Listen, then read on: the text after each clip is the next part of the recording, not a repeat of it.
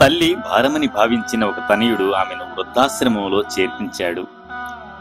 ఆమె పెన్షన్ డబ్బులు వృద్ధాశ్రమానికి చెల్లించేటట్లు బేరం కుదుర్చుకున్నాడు ఆ ప్రబుద్ధుడు.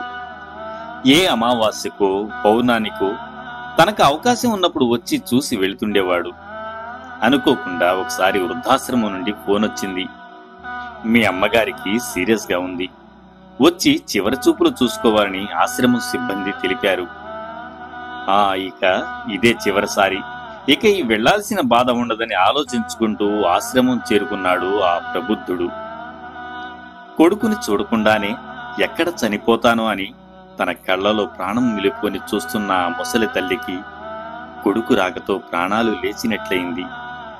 వచ్చావా నాయనా, వచ్చావా?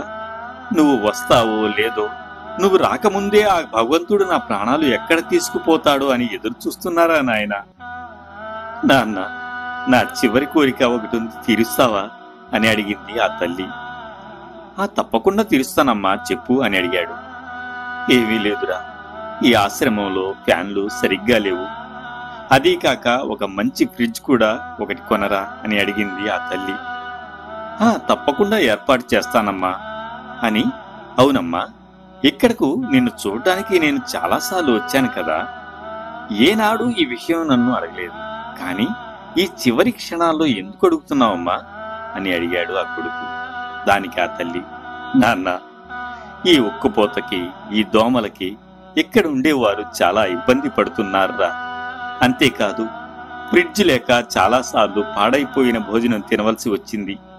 ఈ బాధలన్నీ నేను పడ్డాను, కానీ రేపు నిన్ను నీ కొడుకులు ఇక్కడ చేరిస్తే నువ్వు భరించలేవురా నాయన్న.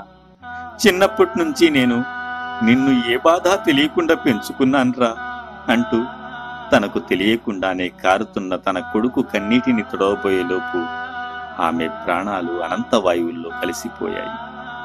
ఇంత వయసు వచ్చినా తన తల్లిని ఇంత భారంగా భావించినా తన తల్లికి తనపై ఉన్న ప్రేమను తలుచుకుని భారమైన గుండెతో వెనుతిరిగాడు. తల్లిదండ్రులను భారమని భావించకండి. అందుకే మహాప్రవక్త ముహమ్మద్ సల్లెల్లాహు అలైహి వసల్లం ప్రవచించారు, తల్లి పాదాల కింద స్వర్గం ఉంది, తండ్రి ఆ స్వర్గానికి ముఖద్వారం వంటివారు